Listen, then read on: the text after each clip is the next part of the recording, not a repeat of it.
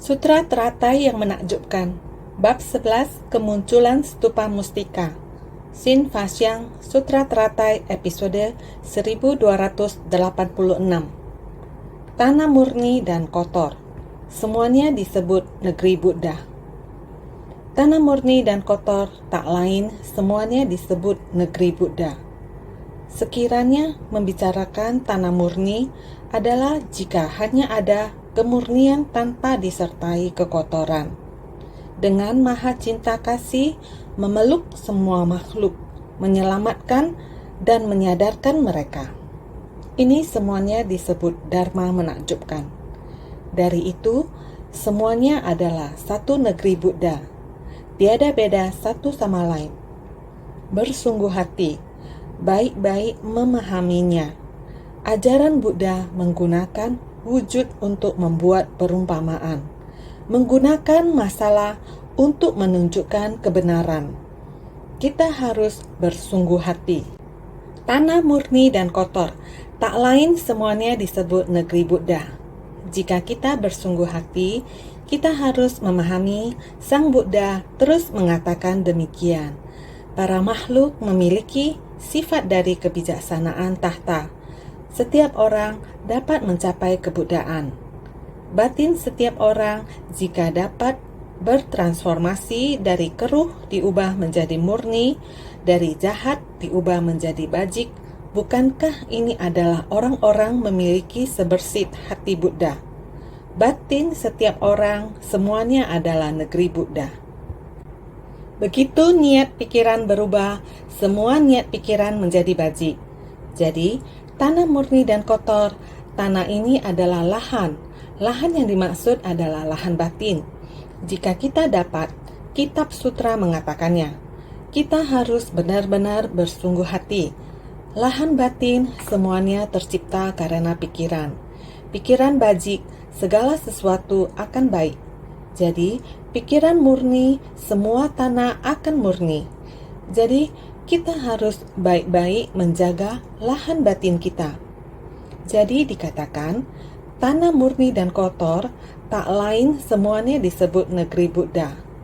Sudah beberapa hari belakangan ini, kita terus membahas tentang tanah transformasi. Transformasi tanah kotor menjadi tanah murni, yaitu membuat batin para makhluk, pikiran bercabang, batin yang risau, kegelapan batin, kalpa sebanyak butiran debu, semuanya dilenyapkan. Dengan hati lapang, akan dapat merangkul seluruh alam semesta.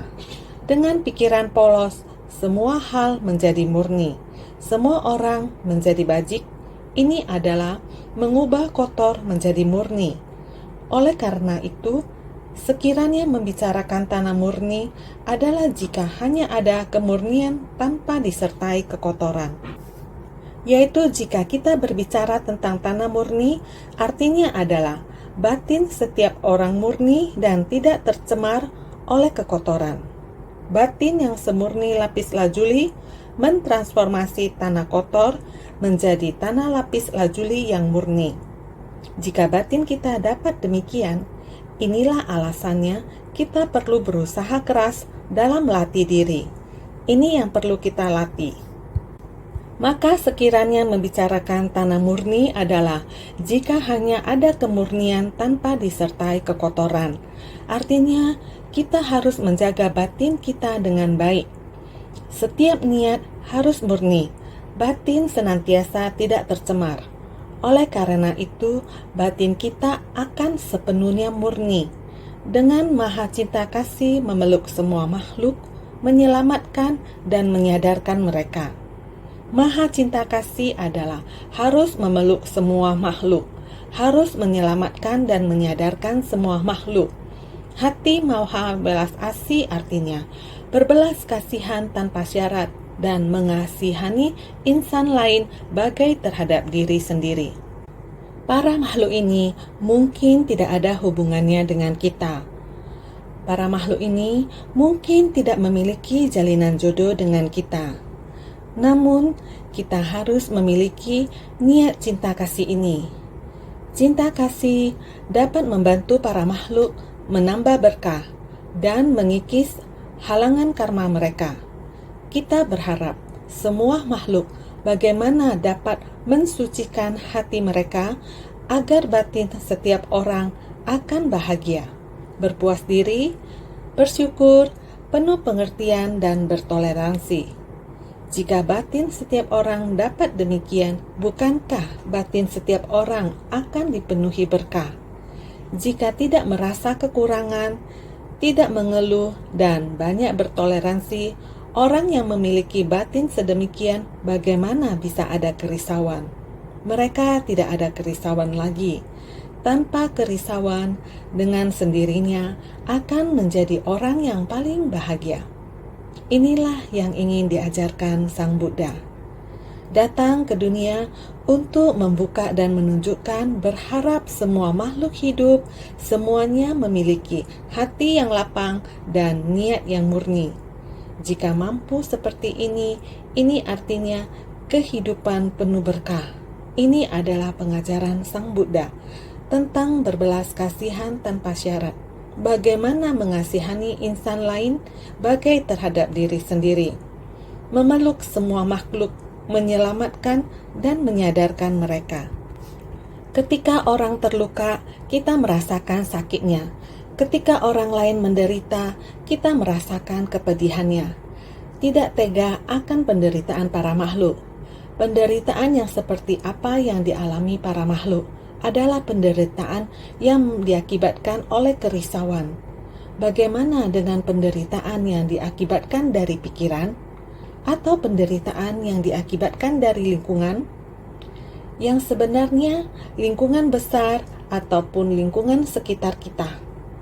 Lingkungan besar itu adalah bencana alam yang menyebabkan penderitaan para makhluk yang tak terkira. Sama seperti dalam beberapa tahun terakhir, melihat dunia ketidakselarasan 4 unsur alam, terutama kekeringan, bencana kekeringan sangat sering terjadi saat ini, apakah di Afrika ataupun di Amerika Tengah dan Selatan. Unsur air tidak selaras. Ketika tidak turun hujan, tidak ada air setetes pun. Benar-benar kering. Seperti halnya di Haiti tahun 2016, Haiti ada satu tempat, keseluruhan kurang lebih 80%, 3 tahun tidak turun hujan. Sudah kekeringan semuanya. Tanah sudah retak. Benih tidak dapat disemaikan. Awalnya sudah sangat miskin dan susah. Benar-benar sangat miskin. Negara termiskin di dunia berada di urutan paling depan. Karma kolektif para makhluk terlahir di negara seperti ini. Beberapa tahun terdahulu, tahun 2010, gempa bumi dahsyat, bencana besar. Sekarang masih ada sangat banyak tempat, masih kelihatan setelah bencana gempa masih belum pulih kembali. Seperti rumah kediaman presiden juga masih belum pulih kembali. Kedengaran sudah bisa tahu, negara sendiri sudah sangat miskin dan susah, apalagi dengan rakyatnya. Ditambah lagi gelombang bencana yang begitu panjang, manusia kelaparan, orang yang meninggal karena kelaparan juga tidak sedikit. Oleh karena itu, kita harus sangat jelas. Negara seperti ini, orang-orang yang susah dan miskin ini, gempa bumi, bencana angin topan, bencana banjir. Sejak pertama kali kita memasuki negara ini, bantuan terus diberikan tanpa putusnya. Relawan suci Amerika datang dan pergi demi memberi bantuan ke mereka, demi menanggulangi kemiskinan mereka. Dari demikian, setelah gempa berlalu, beras cinta kasih dari pertanian Taiwan setiap tahun terus didistribusikan. Tahun ini mendistribusikan 600 ton untuk mereka. Beberapa hari lalu, James Chen dan beberapa relawan Amerika bergabung dengan mereka yang dari daratan Cina menjadi grup besar untuk melakukan penyaluran beras bantuan. Semua orang sangat bersyukur karena pendistribusian skala besar kali ini bisa meringankan penderitaan mereka. dalam bencana besar kelaparan kali ini, sehingga dikatakan bahwa penderitaan di dunia ini ada di mana-mana. Kondisi mereka yang awalnya dalam kemiskinan, ditambah lagi dengan bencana, di mana unsur air tidak selaras, yakni bencana kekeringan yang tidak ada curah hujan, yang menambah derita mereka di atas penderitaan yang sudah ada, sehingga mengancam kelangsungan hidup mereka. Melihat penderitaan demikian ketika orang terluka, kita merasakan sakitnya. Ketika orang lain menderita, kita merasakan kepedihannya. Sehingga Dewan Pertanian dari Taiwan melalui Ceci melakukan penyaluran beras cinta kasih. 1 biji beras pun tidak disia-siakan. Demikian disumbangsikan melalui tangan relawan sendiri, disalurkan kepada orang yang paling membutuhkan, kepada keluarga yang paling membutuhkan, sehingga dengan segera dapat menanggulangi kelaparan mereka dan dapat bertahan hidup. Ini juga memerlukan cinta kasih dari jumlah orang yang banyak, juga tenaga dari orang banyak, yang datang dari tempat yang jauh hanya demi untuk menyalurkan bantuan ke setiap keluarga yang membutuhkan di sana. Baik 1 atau 2 bungkus beras, ini sungguh adalah memeluk para makhluk dengan maha welas asih dan maha belas kasih. Membantu para makhluk yang menderita, ini disebut sebagai dharma yang menakjubkan. Mampu menolong penderitaan semua makhluk, baik itu penderitaan secara mental, tidak mampu berpikiran terbuka, setinggi apapun jabatan, berapa banyak kekayaan yang dimiliki atau ketenaran yang dimiliki. Ganjalan hati yang tidak mampu diselesaikan merupakan kerisauan yang sangat besar. Beberapa tahun lalu terdapat seorang pejabat kita dengan jabatan sangat tinggi. Dia awalnya adalah penganut agama Buddha yang tulus. Di salah satu tempat pelatihan diri, posisinya di pemerintahan sangat tinggi. Dalam jangka waktu tertentu karena urusan kenegaraan, masyarakat, dan hal lainnya, kerisauan dan kegelapan batinnya membuatnya mempunyai ganjalan hati yang tidak mampu diselesaikan. Pada dasarnya, dia adalah seorang umat Buddhis yang sangat tulus. Terakhir dia datang ke Hualien. Kebetulan di Aula Jingsi sedang diadakan kegiatan besar, di mana para insan suci sedang mengikuti pelatihan. Dikarenakan dia juga datang ke Gria Jingsi, saya dan dia berbicara dari hati ke hati. Lalu saya menyarankannya untuk dapat mengikuti kelas, melihat lingkungan sosial kita yang sesungguhnya sangat damai. Sama halnya, di masyarakat terdapat sekumpulan orang yang masih berusaha untuk menciptakan berkah bagi dunia. Mereka mendengarkan Dharma dan belajar untuk menyucikan hati manusia. Sekarang mereka sedang ada kelas. Apakah mau pergi ikut mendengar? Saat itu kebetulan juga ada Tuan Kuo Mengyung yang kebetulan datang membawakan materi untuk mereka. Nyanyikan lagu untuk mereka, mengajarkan sebuah lagu berjudul Lepaskan, pilihan lagu Ceci. Lepaskan, lepaskan, lepaskan kerisauan semenit yang lalu. Sepertinya baris lirik ini kata-kata dari keseluruhan lagu. Dia mendengarnya dan menghafalnya. Ketika dia kembali untuk makan menjelang tengah hari, dia menebarkan senyumnya. Dia berkata, "Saya telah mendapatkan kesan batin.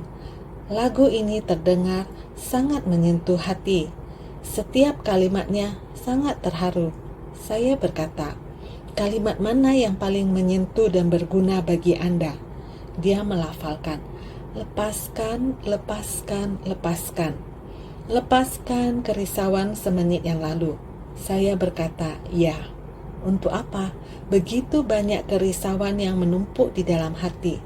Lepaskan kerisauan masa lalu dan memulai dari awal lagi. Berjalan dengan kaki depan, letakkan kaki belakang." Kehidupan seperti ini harus dijalankan dengan baik, baru dapat melangkah maju ke depan. Sudah mengerti? Beginilah cara membuka pintu hatinya dan mengembalikan berkah dalam hidupnya. Harus berpengertian, bertenggang rasa, tahu berpuas diri dan bersyukur. Ini juga merupakan dharma menakjubkan, membuat dia untuk membuka hatinya dengan cara ini. Ini disebut maha welas asih. Jika kita memiliki cara untuk membuka pintu hati seseorang, ini adalah berbelas kasihan tanpa syarat. Kita membuka pintu hati, kita bersumbangsi tanpa pamrih, namun pihak yang kita bantu penuh dengan sukacita. Setelah mereka pulang, mereka kembali berkontribusi, bersumbangsi demi orang banyak. Ini membawa kebahagiaan yang besar bagi semua orang. Jadi, maha cinta kasih adalah maha sukacita. Bagaimana dengan maha belas kasih? Itu adalah harus memiliki keseimbangan batin yang besar. Seperti demikian, tidak peduli perjalanan ribuan mil hanya demi untuk mencabut penderitaan bagi semua makhluk. Ketika para makhluk menderita, kita menderita. Ketika para makhluk sedang kesakitan, kita sakit. Kesakitan yaitu kesakitan makhluk hidup, tidak keberatan, berupaya keras. Kita bersedia naik pesawat melalui udara, melewati perjalanan air, demikian mengarungi air dan perjalanan darat yang sulit. Coba kita pikirkan, bukankah ini adalah memeluk, menyelamat dan menyadarkan para makhluk dengan maha cinta kasih dan belas kasih? Ini biasanya disebut dharma menakjubkan. Didikan Sang Buddha adalah menginginkan kita demikian, membuat lahan batin kita menanggapi penderitaan para makhluk. Kita bersedia untuk bersumbangsi tanpa tercemar terhadap yang memiliki ketenaran, jabatan. Kita membuka hati mereka dengan tanpa pamrih, bersumbangsi terhadap makhluk yang menderita. Ketika mereka dapat terselamatkan, kita pun bersukacita dalam dharma. Hati kita bisa semurni lajuli, tidak tercemar, terutama memiliki hati yang benar-benar jernih dan murni. Ini adalah tanah suci. Jadi, dari itu semuanya adalah satu negeri, Buddha tiada beda satu sama lain. Batin setiap orang adalah demikian, yang berarti bahwa setiap orang adalah Buddha. Jadi, demikian bagaimana mungkin ada perbedaan di antara kita. Dalam hidup ini, yang paling rumit adalah batin manusia. Jika kita menerima ajaran Buddha, pengajaran dari Buddha dengan sendirinya bisa mengubah yang kotor menjadi murni, mengubah tanah yang kotor menjadi tanah suci. Lahan batin setiap orang akan menjadi murni. Prinsipnya sama, semua akan berubah menjadi negeri Buddha yang suci. Semua akan menjadi satu negeri Buddha. Ini membuktikan kalau membuka ajaran sementara untuk menunjukkan ajaran sejati adalah tidak palsu. Kemaha bijaksanaan diperoleh pada ladang pelatihan batin. Datar tanpa ada yang tinggi atau rendah, setara tanpa ada perbedaan. Prinsip kebenaran ini dimiliki oleh setiap orang. Semua makhluk yang memiliki kesadaran adalah setara. Sungguh menakjubkan. Semua makhluk adalah setara dengan Buddha. Ini membuktikan bahwa saat Sang Buddha datang ke dunia, pikiran pertamanya saat mencapai kebuddhaan adalah bahwa semua makhluk hidup memiliki sifat kebuddhaan. Kita juga harus memiliki keyakinan akan hal ini. Ketika pikiran kita memiliki kerisauan, kita harus membawa dharma yang menakjubkan ini ke dalam hati dan lepaskan kerisauan kita dari semenit yang lalu. Ketika kita melepaskan semuanya dan mengubah pola pikir kita, pikiran kita akan sangat luas. Mereka akan sangat luas dan menyebar. Maka tidak akan ada simpul di dalam pikiran kita. Ini semua tergantung pada pikiran kita. Jadi, apakah itu kebahagiaan ataupun kerisauan? Itu tergantung kepada apakah kita dapat mengubah pikiran kita. Tetapi sulit bagi kita para makhluk untuk mengubah pikiran kita.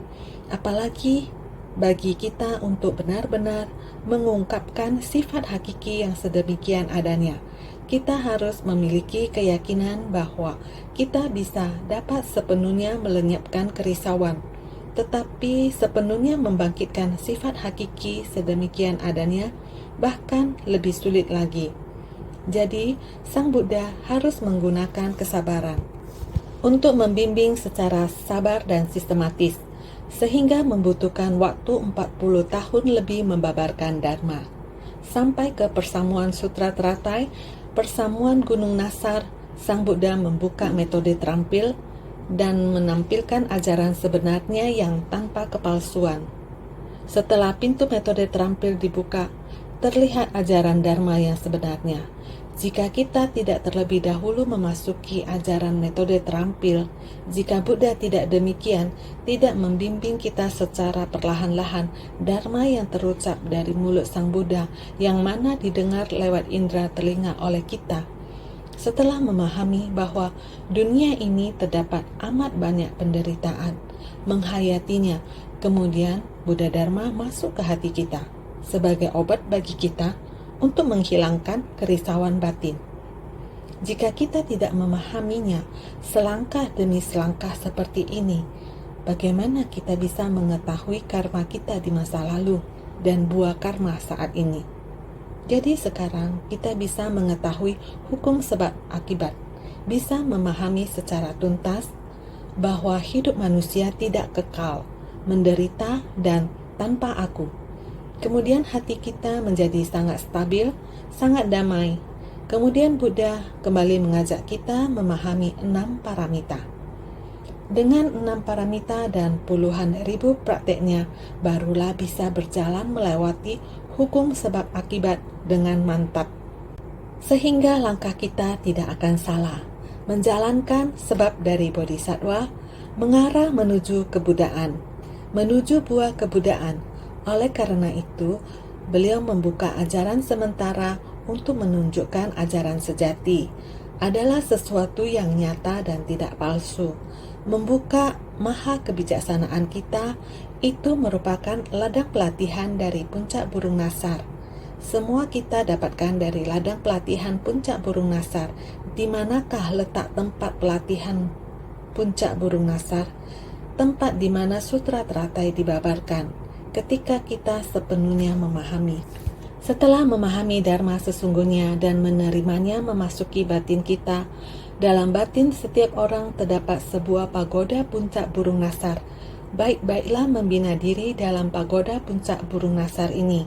Sering menanyakan kepada batin pribadi, sudahkah kita memasukkan Dharma ke dalam batin kita? Bukankah harus menggunakan hubungan antar individu dan mengaplikasikannya di tengah kehidupan sehari-hari kita? Di tengah kehidupan, apakah kita memiliki Dharma? Kita harus sepenuh hati menghayati hal tersebut. Ini adalah maha kebijaksanaan. Ini juga adalah ladang pelatihan pada puncak burung Nasar. Setiap hari kita mendengarkan, memasuki batin sedikit demi sedikit. Dharma ini telah dibabarkan oleh 2000 lebih Buddha pada masa lampau. Kita harus menyerapnya dan membawanya memasuki batin kita. Sekarang kita juga membiarkannya masuk ke dalam batin kita, menghirup batin Sang Buddha. Setiap butir tetes kebijaksanaan dan Dharma, Buddha Dharma, kita membawa setiap butir dan tetes memasuki batin kita. Inilah yang kita dapatkan pada ladang pelatihan, sehingga setara tanpa membedakan tinggi atau rendah, sangat rata, bagaikan bertanakan lapis lazuli. Rata dan murni, tiada perbedaan tinggi dan rendah. Beberapa hari ini bukankah membahas ini? Tiada perbedaan, tiada gunung Mucilinda, gunung Maha Mucilinda, juga tidak ada gunung lingkaran besi besar. Semua raja gunung ini telah terhapus, semuanya setara. Tiada perbedaan kendaraan besar maupun kecil. Semua orang bersama-sama masuk ke dalam, yaitu jalan benih Bodhisattva ini. Menuju ke buah kebudaan, ini adalah arah tujuan kita semua. Prinsip kebenaran yang sama, sehingga Prinsip kebenaran ini dimiliki oleh setiap orang. Semua makhluk yang memiliki kesadaran adalah setara. Kesadaran semua sama. Kesadaran terletak pada pikiran kita. Semua makhluk setara. Semua makhluk yang berjiwa adalah setara. Maka pikiran awal pada saat Sang Buddha mencapai pencerahan sungguh menakjubkan. Sungguh menakjubkan. Semua makhluk di bumi ini memiliki sifat kebijaksanaan Tathagata, yaitu setara dengan Sang Buddha. Ini adalah semua makhluk, semua kesadaran, yaitu semua makhluk hidup, semuanya setara. Jika kita memahami dan berpikir antar sesama kita setara, tidak akan ada perbedaan tinggi maupun rendah. Maka kita harus bersungguh hati untuk menghayatinya. Tanah bagaikan lapis lazuli telah jadi. Juga tiada samudra, sungai besar, ataupun gunung Mucilinda, gunung Maha Mucilinda, gunung lingkaran besi besar, gunung Sumeru, semua raja gunung ini. Dikutip dari Sutra Teratai bab 11, kemunculan stupa mustika. Ini adalah naskah yang sudah dibahas sebelumnya. Para makhluk sudah setara. Apakah itu terhadap manusia atau binatang, kita tetap harus menyebarkan cinta kasih kita. Apalagi terhadap manusia. Untuk apa kita berhitungan kedudukan harus seberapa tinggi? Untuk apa kita berhitungan harta kekayaan harus berapa banyak? Untuk apa kita berhitungan nama harus seberapa besar? Semua ini tidak perlu. Jika setiap hari batin kita dapat sedemikian, bersyukur, merasa puas, berpengertian, serta bertoleransi, setiap hari demikian, dipenuhi perasaan bahagia, bukankah dengan demikian setiap orang di masyarakat adalah penuh berkah? Walaupun berada dalam kemiskinan, dia juga akan merupakan orang yang dapat menciptakan berkah. Bukan sudah dikatakan sebelumnya, Afrika yang paling miskin juga memiliki sekelompok bodhisattva. Sama juga dharma terserap ke dalam batin. Di tubuh mereka juga terdapat penyakit. Asalkan dia sudah dapat memahami prinsip kebenaran, dia sudah tidak peduli lagi dengan jiwa mereka sendiri. Mereka juga demikian. Insan suci sedang berkegiatan, bagaimana saya bisa tidak keluar?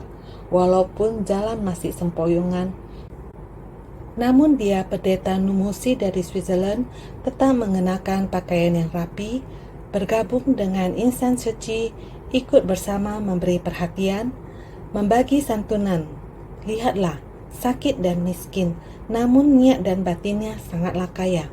Bukankah jika setiap orang dapat mengubah niat pikirannya, manalah ada perbedaan antara kaya, miskin, mulia dan hina?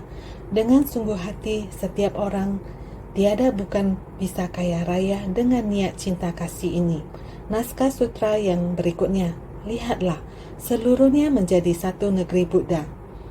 Sudah melenyapkan semua lautan, sungai, gunung Mucilinda, gunung lingkaran besi besar, semuanya tidak ada lagi. Artinya ladang batin kita yang tinggi rendah, kasar tidak rata, batin yang demikian sudah dilenyapkan. Ladang batin setiap orang menjadi rapi dan rata. Ini sebagai perumpamaan. Seluruhnya menjadi satu negeri Buddha. Naskah sutra yang berikut ini, seluruhnya menjadi satu negeri Buddha. Permukaan tanah mustika adalah datar dan rata, ditutupi seluruhnya oleh tirai penuh mustika. Segala panji dan tudung digantungkan, dupa mustika besar dibakar. Segala bunga surgawi yang berharga tersebar di seluruh tanah. Sutra Teratai bab 11, kemunculan stupa mustika. Kita sudah melihatnya. Jika lahan batin sepenuhnya tenang, sama seperti satu negeri Buddha, pahami terlebih dahulu prinsip kebenaran seperti ini. Seluruhnya menjadi satu negeri Buddha. Seluruh maharibu dunia sebanyak butiran pasir di sungai Gangga yang ditransformasikan, seluruhnya menjadi satu negeri, dari tercemar berubah menjadi murni, agung sebagaimana disebut sebelumnya. Semua memiliki buah balasan berupa lingkungan hunian pada negeri Buddha yang murni tanpa wujud berupa hambatan atau perbedaan. Seluruh maharibu dunia sebanyak butiran pasir di Sungai Gangga yang ditransformasikan, seluruhnya menjadi satu negeri, dari tercemar berubah menjadi murni, agung sebagaimana disebut sebelumnya. Artinya adalah telah membuat tempat yang banyaknya tak terhingga, semestinya adalah lahan batin setiap orang. Lahan batin dari orang yang tak terhingga itu adalah perumpamaan dari maharibu dunia sebanyak butiran pasir di Sungai Gangga. Lahan batin setiap orang, pikiran bercabang-cabang dari setiap orang, lahan batin dari setiap orang, semuanya memiliki kerisauan dan pikiran bercabang-cabang yang tak terhingga. Apalagi semua makhluk setelah menerima ajaran Buddha adalah ibarat maharibu dunia sebanyak butiran pasir di Sungai Gangga. Lahan batin ini semua ditransformasikan dari kotor menjadi murni.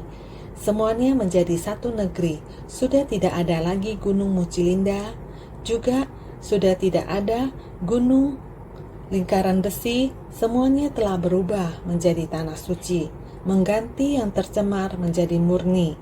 Dari tercemar berubah menjadi murni artinya adalah hati yang tercemar berganti menjadi murni, sangat agung seperti negeri Buddha yang digambarkan dalam naskah sutra. Semua memiliki buah balasan. Negeri Buddha adalah semua memiliki buah balasan. Dulu sangat banyak yang kita katakan. Bab peramalan juga sangat banyak. Negeri setelah mencapai kebudayaan, negeri Buddha yang murni, ini adalah buah balasan. Sebenarnya buah balasan ini kita akan segera berada di sana. Jika hati kita murni, maka kita akan bahagia. Tiada kekhawatiran, kerisauan dilenyapkan. Sepanjang hari penuh dengan sukacita dalam Dharma. Ini adalah balasan karma lingkungan. Buah balasan negeri Buddha kita adalah sangat agung, tiada rintangan. Tiada masalah apapun yang bisa datang merintangi kita. Permukaan tanah mustika adalah datar dan rata. Perumpamaan bahwa ladang batin murni adalah kesetaraan paling akhir. Tiada bias dan tiada keegoisan, sesuai dengan jalinan jodoh yang kotor atau murni, menampakkan kalau wujud dan fungsi dari 10 alam dharma sesungguhnya adalah sejalan dan tiada kekeliruan. Maka permukaan tanah mustika adalah datar dan rata. Permukaan tanah datar dan rata, itulah perumpamaan bahwa ladang batin murni, batin kita telah bersih. Kesetaraan paling akhir. Dalam hubungan antar sesama, kita harus memperlakukan orang lain dengan setara. Tiada bias dan tiada keegoisan. Kita harus melatih pikiran tiada keegoisan, sesuai dengan jalinan jodoh yang kotor atau murni. Kita masuk ke dalam kumpulan orang banyak, apakah itu kotor ataupun jodoh yang murni, batin kita harus terjaga. Ketika kita masuk ke kumpulan orang banyak yang penuh kekeruhan, batin kita tidak kotor. Ataupun jika kita memiliki kondisi sebab akibat yang murni, kita harus menggenggamnya dengan baik. Kita harus menjaga batin kita sehingga tiada bias. Menampakkan kalau wujud dan fungsi dari 10 alam dharma ini merupakan 6 alam tak tercerahkan dan 4 alam mulia. 6 alam tak tercerahkan adalah kotor dan 4 alam mulia adalah murni. Alam makhluk awam yaitu langit, neraka, setan kelaparan, hewan, asura, semuanya kotor. Alam para Sravaka, Pratyekya Buddha, Bodhisattva dan Buddha semuanya murni. Di dalam 10 alam dharma terdapat kekotoran dan kemurnian. Kita harus memilih ke arah mana kita harus melangkah. Ke tempat yang kotor, kita datang untuk membimbing para makhluk. Di alam yang murni, kita harus tekun. Inilah arti wujud dan fungsi. Menampakkan kalau wujud dan fungsi dari 10 alam dharma. Kita harus memanfaatkan fungsi. Walaupun kita berada di dalam 10 alam dharma, namun kita bisa membedakannya dengan sangat jelas. Terhadap yang sudah tercemari, kita hendaknya menyadarkan para makhluk, dan yang sudah murni hendaknya kita tekun dan giat bersemangat. Sehingga sesungguhnya adalah sejalan, kita harus mengarah ke arah yang tepat, berpadu dengan ajaran Dharma yang benar. Tali emas digunakan untuk membatasi sisi jalan. Dengan tanah yang sangat rata, juga ada tali emas sebagai pembatas jalan. Maka kita akan bisa berpadu dengan ajaran Dharma yang benar. Kita dapat berpadu dengannya sehingga tiada kekeliruan, sedikit pun kita tidak akan menyimpang. Ditutupi seluruhnya oleh tirai penuh mustika, melambangkan kalau kebajikan dari memberikan manfaat pada semua makhluk menutupi di atasnya. Di atas tanah terbuka digunakan mustika sebagai tirai. Tiada satu benda pun yang tidak ditutupinya. Tirai menutupi langit di atas. Tirai ini dihiasi dengan segala macam mustika. Ini adalah perumpamaan kalau 4 batin tak terhingga yang dicapai dengan segala mustika dari jasa pahala, kendaraan besar, menutupi dan meneduhi semua makhluk. Ini melambangkan kebajikan dari memberi manfaat bagi semua makhluk. Kita harus melindungi dan meneduhi para makhluk, berhubung sudah mempelajari ajaran Buddha dan sudah menerima demikian banyak dharma. Sekian banyak dharma sudah terserap ke dalam batin, maka kita harus meneduhi para makhluk yang menderita ini secara merata. Berbelas kasihan tanpa syarat dan mengasihani insan lain bagai terhadap diri sendiri, dan harus memberi manfaat kepada para makhluk sebagai kebajikan. Kebajikan ini harus kita pupuk sendiri. Kita harus menutup dan meneduhi para makhluk. Buddha sudah menutup dan meneduhi kita, maka kita juga harus menutup dan meneduhi para makhluk. Maka di atas tanah terbuka digunakan mustika sebagai tirai. Sangat banyak mustika, bagaikan tirai menutupi kita. Kita juga bisa mendanakan mustika tersebut kepada semua makhluk, maka tiada satu benda pun yang tidak ditutupinya. Tidak ada makhluk yang tidak ingin kita tolong, maka disebut menutupi. Seperti anak kecil yang ketakutan, dan kita segera menggunakan baju untuk memeluk dia. Jangan takut, aman. Lihat relawan ceci tiba di tempat yang ada penderitaan, segera merangkul dia. Jangan takut, sudah berlalu. Lihatlah, ada berapa banyak gambaran nyata seperti ini. Bodhisattva dunia ini melindungi para makhluk. Maka tirai menutupi langit di atas. Demikian seperti jaring mustika, tidak ada yang bukan dharma. Ke atas kita harus memohon dharma. Ke bawah kita melindungi para makhluk. Maka dihiasi dengan segala macam mustika. Benda mustika disusun dan ditenun satu persatu seperti tirai dan dijadikan jaring. Ke atas kita harus memohon ajaran Dharma, yaitu benda mustika. Ke bawah kita berdana kepada para makhluk. Ke bawah membimbing para makhluk. Maka perumpamaan kalau 4 batin tak terhingga yang dicapai dengan segala mustika dari jasa pahala kendaraan besar, kita seharusnya sudah tahu. Menutupi dan meneduhi semua makhluk. Karena kita telah menerima ajaran Buddha yang diajarkan kepada kita. 4 batin tak terhingga, yaitu ajaran yang menutupi dan meneduhi semua makhluk. 4 batin tak terhingga, Cattvari Aparamanani. Yang pertama, batin tak terhingga dari cinta kasih Maitri, batin yang dapat memberikan kebahagiaan pada lainnya. Yang kedua, batin tak terhingga dari belas kasih atau karuna, yaitu batin yang dapat mencabut penderitaan pada lainnya.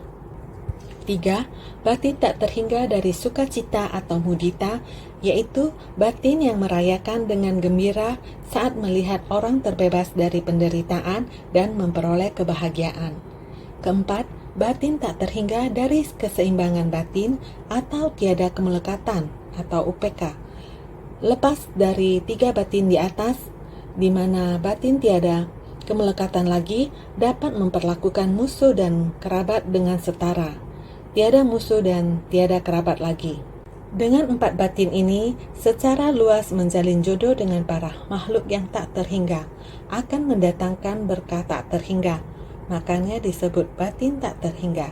Yang pertama, batin tak terhingga dari cinta kasih adalah dapat memberikan kebahagiaan supaya para makhluk bersukacita dan berbahagia. Kedua, batin tak terhingga dari belas kasih, yaitu dapat meringankan penderitaan para makhluk. Maka kita belajar Buddha Dharma harus berwelas asih, dan selanjutnya harus selalu bersukacita. Batin tak terhingga dari sukacita, melakukan pelatihan diri biarpun sangat menderita, ingin menyelamatkan orang biarpun sangat menderita. Jalan yang dilalui ini sangatlah sulit, namun batin sangat bersukacita. Batin yang merayakan dengan gembira saat melihat orang terbebas dari penderitaan dan memperoleh kebahagiaan. Ini namanya bahagia. Ingin bahagia, maka kita harus terlebih dahulu melepas. Anda harus bersedia bersumbangsi, ini baru namanya bahagia. Jadi batin tak terhingga dari keseimbangan batin atau tiada kemelekatan. Karena kita sebelumnya sudah ada 3 batin, kita telah dapat melakukannya. Maha cinta kasih tanpa penyesalan. Seumur hidup ini, kita menciptakan berkah buat orang banyak tanpa penyesalan. Maha belas kasih tanpa keluhan. Sesulit apapun kita tidak berkeluh kesah, tetap bersedia untuk bersumbangsi. Bepergian ribuan mil bolak-balik demi meringankan penderitaan para makhluk. Kita tidak mengeluh. Bersukacita melihat makhluk hidup dapat terselamatkan. Kita bersukacita, ini namanya melepas. Terlebih dahulu melepas dan juga bersumbangsi. Jadi 3 batin, bersumbangsi tanpa pamrih, maka lepas dari 3 batin di atas, di mana batin tiada kemelekatan lagi. Ini namanya melepas. Bersumbangsi tanpa pamrih, ini namanya melepas. Kita telah melakukan berapa banyak hal, maha sukacita, semuanya tercapai, sungguh bahagia, sempurna. Insan suci demikian, walaupun bersumbangsi sungguh susah payah, tetapi kita tidak mengatakan menderita, kita mengatakan sempurna, sungguh sempurna, sangat sukacita, sehingga ini dinamakan merelakan dengan sukacita, karena di atas kerelaan ada 3 niat. Ini dinamakan merelakan segalanya, sehingga jangan mengatakan saya berbuat demikian, kenapa tidak ada yang memuji saya. Lakukan saja apa yang mau dipuji. Apakah dengan memuji kita berkembang? Tidak, kita demikian, tetapi setelah kita melakukan, diri sendiri merasa sukacita. Kita merasa sukacita, tidak ada yang mengetahui. Bukankah itu sangat baik? Inilah sukacita sebenarnya. Ini dinamakan sukacita dalam Dharma, sehingga dapat memperlakukan musuh dan kerabat dengan setara. Merelakan dengan memperlakukan musuh dan kerabat dengan setara. Tidak mengatakan orang ini ada kaitannya dengan saya di masa lampau. Tidak ada, kita sepenuhnya tidak ada. Sehingga dengan 4 batin ini secara luas menjalin jodoh dengan para makhluk yang tak terhingga, akan mendatangkan berkah tak terhingga. Makanya disebut batin tak terhingga. Segala panji dan tudung digantungkan, dupa mustika besar dibakar. Segala panji dan tudung perumpamaan untuk segala samadhi dan kendaraan besar. Dupa mustika besar, angin kebenaran dari 4 kebenaran mulia yang menghembuskan keharuman dari 4 kebajikan. Sebagai perumpamaan untuk sila dari kendaraan besar, sehingga kita seharusnya segala panji dan tudung digantungkan, dupa mustika besar dibakar, yaitu panji dan tudung mengumpamakan samadhi dari kendaraan besar. Batin kita harus sangat tegar. Dupa mustika besar yaitu angin kebenaran dari 4 kebenaran mulia, 4 kesunyataan mulia, kita harus praktek dengan tindakan nyata. Kemudian yang menghembuskan keharuman dari 4 kebajikan ini mengumpamakan sila dari kendaraan besar, harus ada 4 kebenaran mulia, memahami penderitaan, penyebab penderitaan, lenyapnya penderitaan, dan jalan menuju lenyapnya penderitaan, serta ajaran lainnya. Kita harus mulai, bukan mengatakan yang berlalu biarkan berlalu. Itu adalah ajaran kendaraan kecil, bukan merupakan pondasi dasar kita, sehingga kita harus ingat angin kebenaran dari 4 kesunyataan mulia yang menghembuskan keharuman dari 4 kebajikan, yaitu 4 batin tak terhingga, yaitu mengumpamakan sila dari kendaraan besar. Ini yang perlu kita lakukan. Segala bunga surgawi yang berharga tersebar di seluruh tanah. Bunga surgawi yang berharga perumpamaan untuk kebijaksanaan dari Buddha dan Bodhisattva tersebar di seluruh tanah. Perumpamaan kalau di atas ladang batin murni sepertinya dilengkapi dengan aktivitas dari 3 latihan tanpa kebocoran.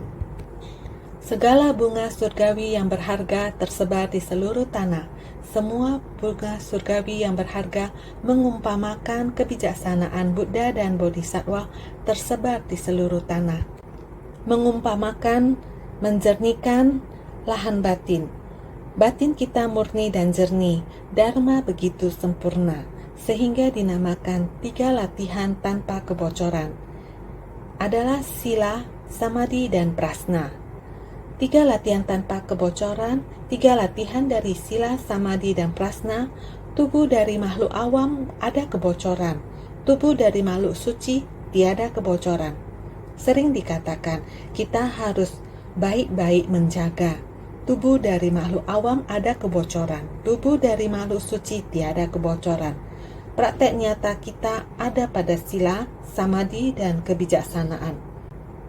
Harus baik-baik menaati sila dan bersamadhi pada tubuh dan batin kita, supaya tiada kebocoran. Ini yang paling penting dalam mempelajari ajaran Buddha. Perlu bersungguh hati, bersih dan kotor semuanya rata.